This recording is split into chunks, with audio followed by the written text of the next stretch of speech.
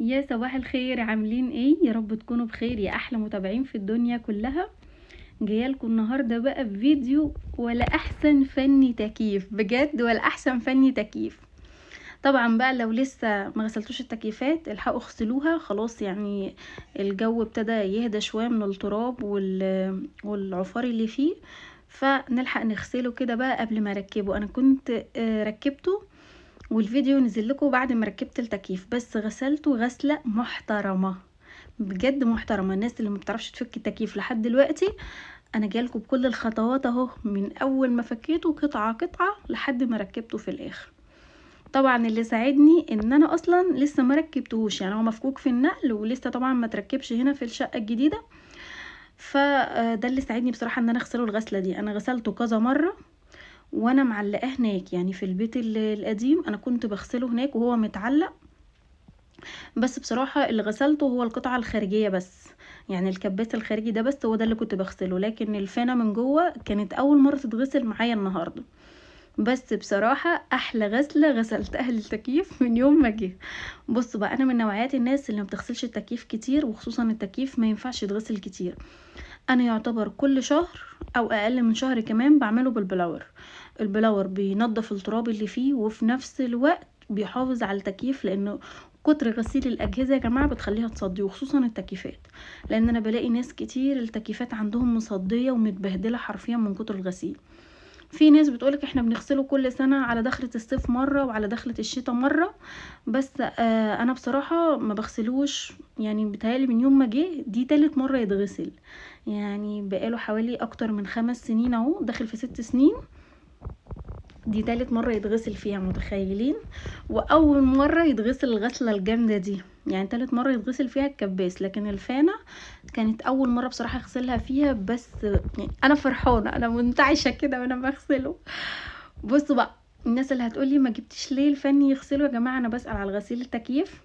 يعني التركيب انا مركب، يعني تركيب بس اللي هو معلقه طبعا بيحسبه من التكييف حجمه قد ايه، يعني ده حصان ونص. طبعا ده انا جايباه من فترة كان بمبلغ، يعني هو كان ساعتها المبلغ كان كبير، بس دلوقتي يعني التكييفات راحت في داهية حرفيا. يعني دلوقتي انا فلتت بده. كان نفسي والله اجيب واحد او اتنين كمان، بس الحمد لله يعني ربنا يعيننا كده ويقدرنا ونجيب بالاسعار الخرافية الجديدة دي. طبعا ده كارير اوبتي ماكس، ده كان اعلى حاجة ساعتها. الناس اللي هتقولي بقى ما جبتيش ليه ال جي، ما انت بتشكري في ال جي. بصوا يا جماعه، ال جي كويسه في حاجات وحاجات. التكييف بصراحه احسن براند فيه هي كارير، وبصراحه احسن حاجه كمان في كارير هي اوبتيماكس. يعني في منها نوع تاني مش مذكره قوي اسمه ايه، بس اقل من اوبتيماكس. بصراحه اوبتيماكس تحفه، وده بارد ساخن فبشغله في الشتاء كمان بيبقى رائع. دفايه بصراحه ولا احسن دفايه شغاله.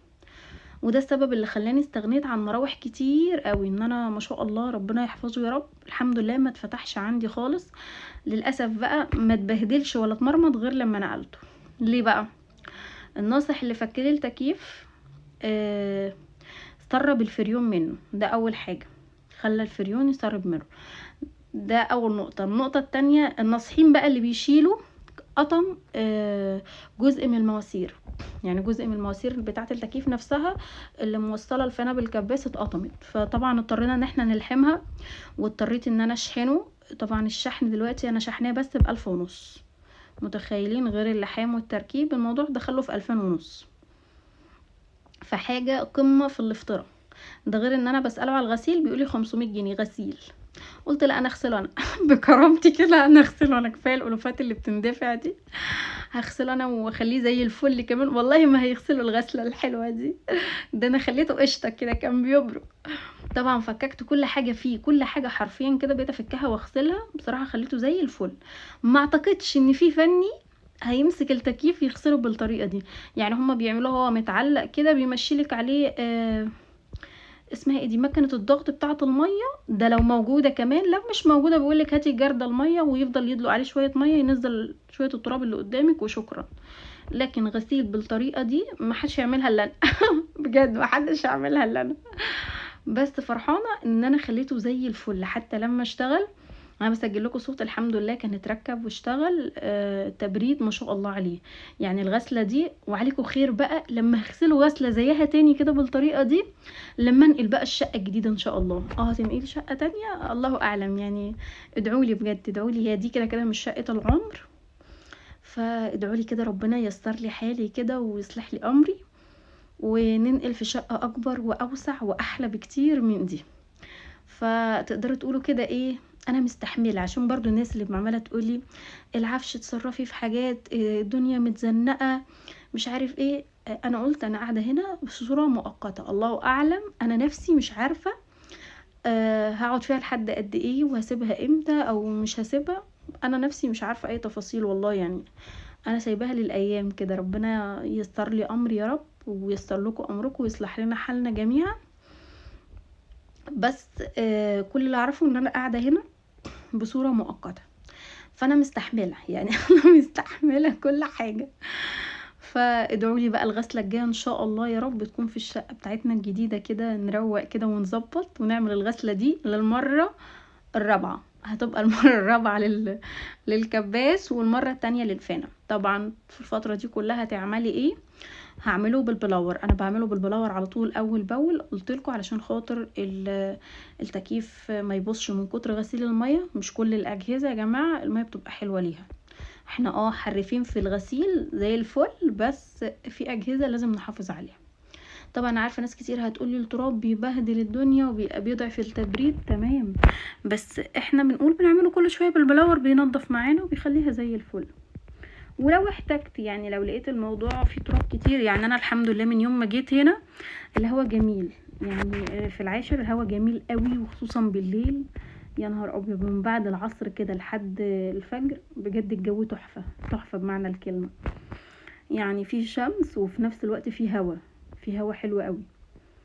فما فيش الحمد لله تراب خالص، يعني يعتبر التراب قليل جدا. مش حاسه ان الجو فيه تراب لدرجه ان هو يبهدل التكييف. ده اولا. ثانيا برضه انا كان عندي هناك في البيت اللي كانش يخليني يغسله كتير، ان هو كان محطوط عندي في البلكونه، وكنت حاطه ستاير على البلكونه، فتقدروا تقولوا كده كان محمي من التراب برضه، يعني ما كانش بيتملي تراب كتير غير كل فتره. فعشان كده بصراحه بقيت احافظ عليه على قد ما اقدر، والحمد لله دلوقتي لحد دلوقتي كده محافظين عليه، وربنا يسترها علينا يا رب. المهم بقى انا غسلت كده القطعه الخارجيه وخلصتها، ودخلت بقى على القطعه الداخليه، فككت كل حاجه فيها بالراحه. جايبه لكم كل التفاصيل بالتفصيل الممل، يعني كل تفاصيل التركيب والفك، علشان خاطر بقى لو عايزين تعملوا العمله دي. بس طبعا لو عارفين تفكوا المواسير فكوها، لو مش هتعرفوا اعملوها وهو في مكانه. يعني ممكن هو في مكانه، المكان مثلا لو التكييف تحته سرير او تحته انتريه كنبه، وسعوها شويه كده وحطوا تحت منه طبق كبير، واغسلوا الغسله دي بخرطوم ميه. يعني هي مش هينفعها بجد غير خرطوم ميه، هيخليه زي الفل.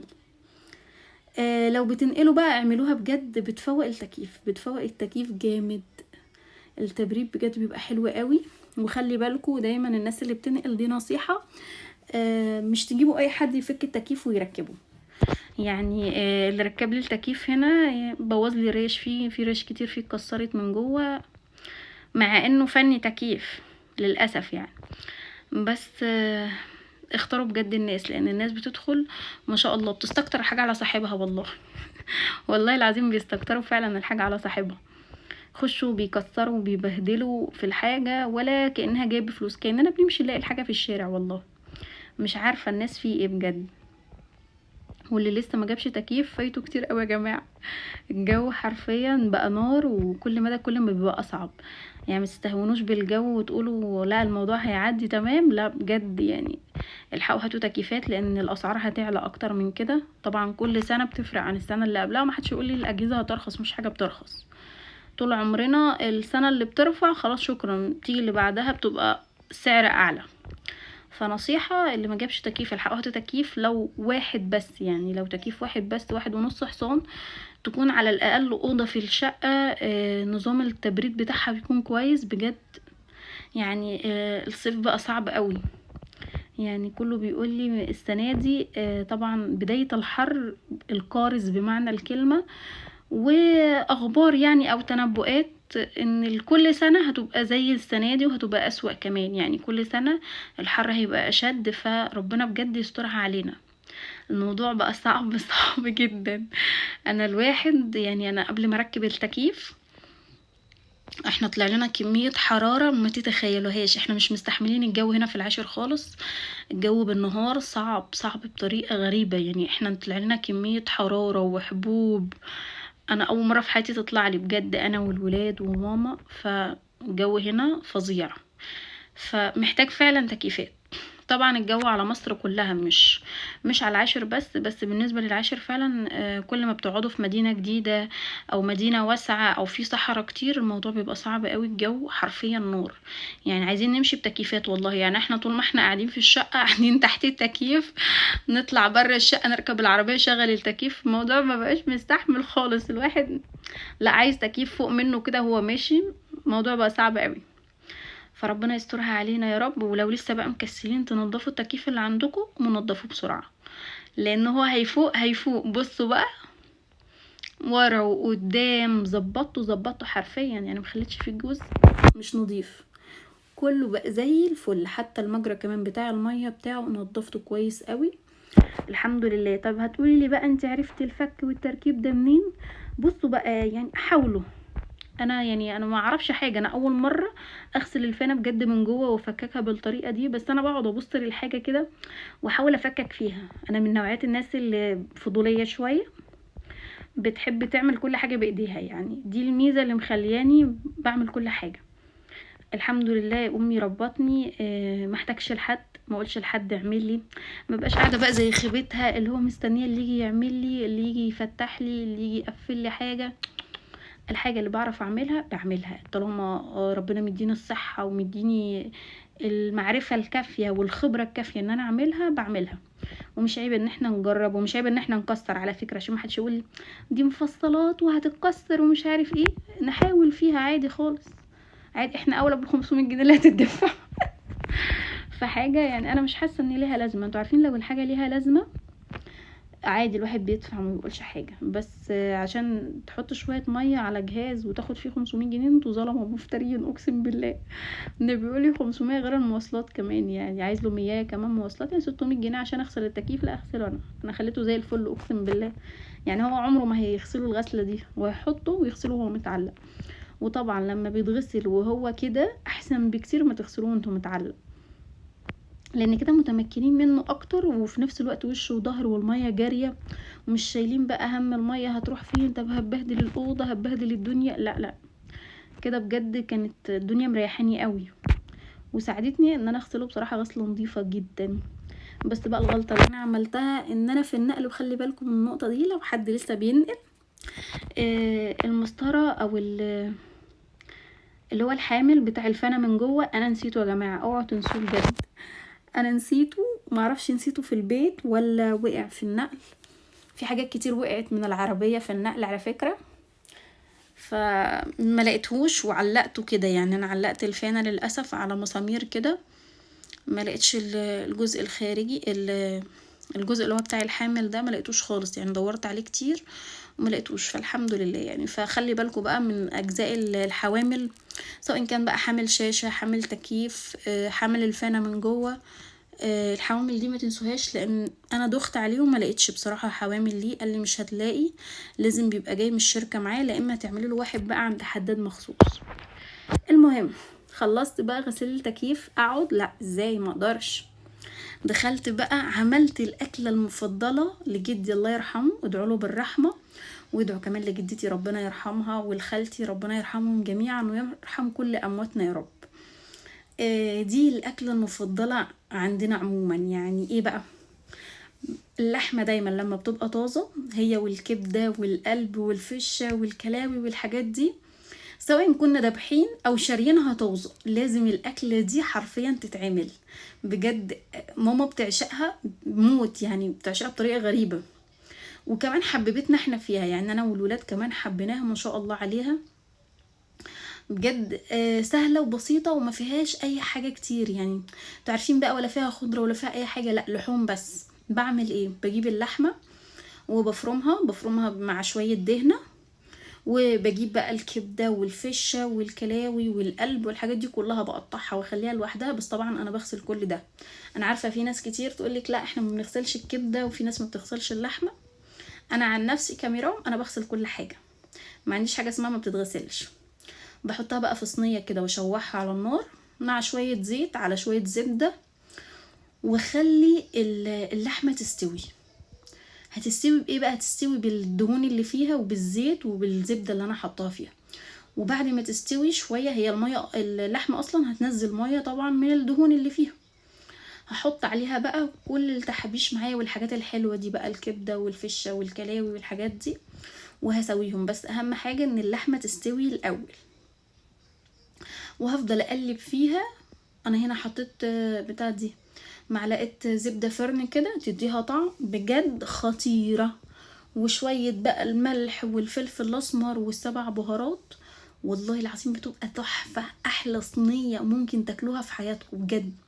ولا بقى بصل ولا فلفل ولا توم ولا طماطم ولا اي حاجه خالص، شويه الملح والفلفل الاسمر والسبع بهارات اللي هي بهارات اللحمه. واحلى صينيه ممكن تاكلوها في حياتكم بجد. جربوا الصينيه دي، تحفه تحفه بمعنى الكلمه. انا ما بشيلهاش من على النار بقى غير لما بتاكد ان كل حاجه استوت فيها. هنا انا عصرت عليها ليمونه. انا بحب اعصر ليمونه دايما على اللحوم، وخصوصا لما بيبقى في كبده وفي تحابيش كده، عشان ريحه الزفاره بعصر عليها نص ليمونه او ليمونه على حسب الكميه. حد يقول لي ريحه الليمون، على فكره ما بتبانش مع اللحمه، ما بتبانش خالص خالص ان فيها ليمون، بس حرفيا بتبقى تحفه. وعلى كده بقى ده غدانا النهارده، وبألف هنا.